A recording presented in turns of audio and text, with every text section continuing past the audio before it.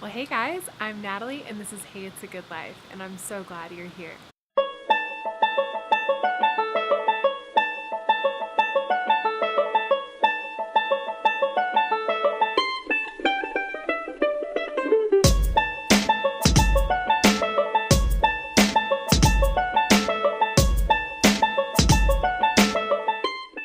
I am just a city girl growing a big organic garden in my tiny space, and if you want to learn more about how to do that, then you're in the right place.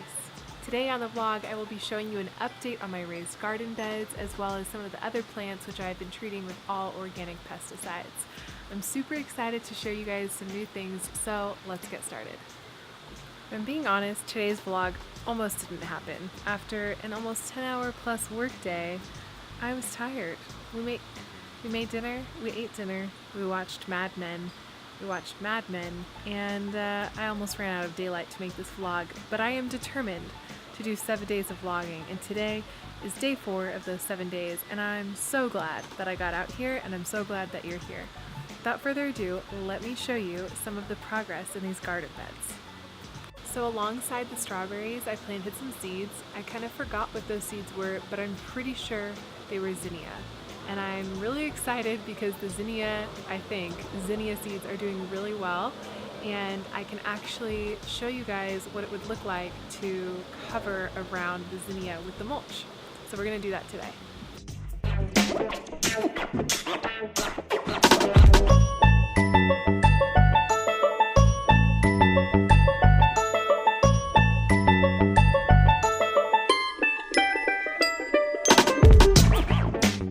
Next to my tomatoes, I have companion planted some marigolds. Companion planting is basically when you take certain plants that help other plants and you put them together. So marigolds supposedly help repel some of the insects that like to eat tomatoes. I just encountered my first hornworm today. If you want to go check that out, check out my Instagram, Hey It's a Good Life, and you can see how nasty a hornworm is. Now, I really hope I don't encounter one of those ever again, so I'm really hoping these marigolds help with that, but only time will tell. Okay, and in this last garden bed behind me, I've got some edible flowers growing. I'm not really sure which. I know there was nasturtium and stock flowers in that mix, I think, so some have already started to sprout, which is really cool. I have also got some sunflowers sprouting, which if I had my bets waged, I would have guessed that the sunflowers would have burst through first, but it was actually the edible flowers that burst forth first. Then it was the squash, and then the sunflowers. Well, I guess the sunflowers and squash were kind of tied. But yes, you heard me, the squash is also bursting forth and sprouting after just 4 days. On the squash. Oh no.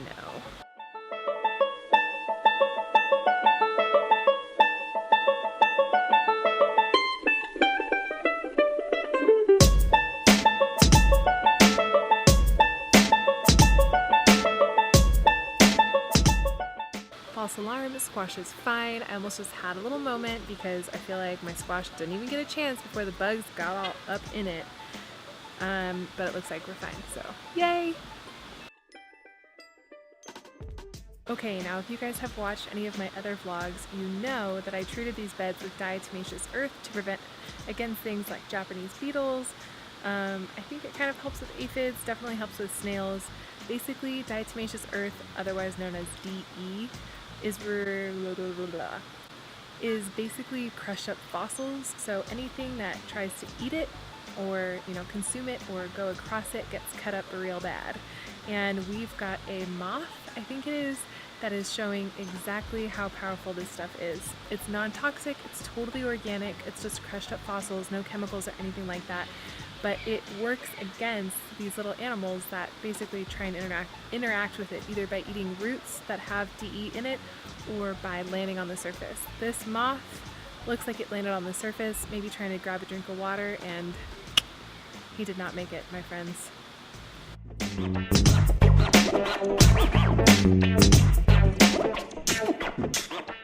I gave my mother a little private FaceTime garden tour.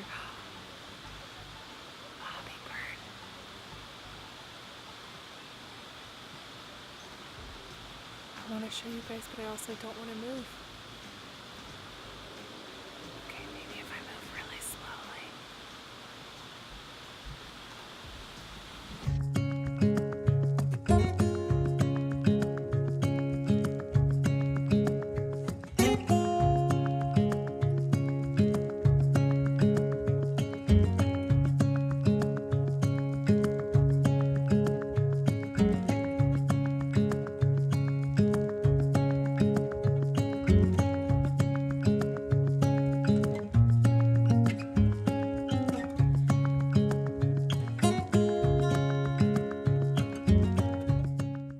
Dang, that was really lucky. Okay, I'm losing light, so I need to go quickly.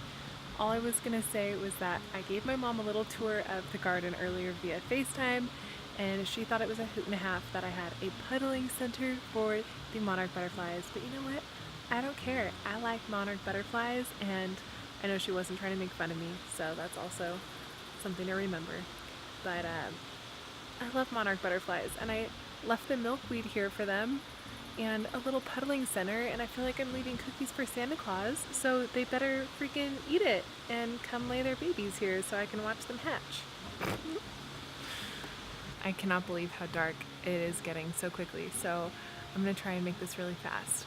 I'm really happy with how the Back to Eden method is working, because I hardly ever have to water in the areas that are covered with the wood chip mulch mixture, which I got from calling a local tree service. So if this is something that you guys are looking into, I recommend I would recommend getting some really awesome soil like I did, and then I would call your local tree service for a covering. It seems to be working out really well.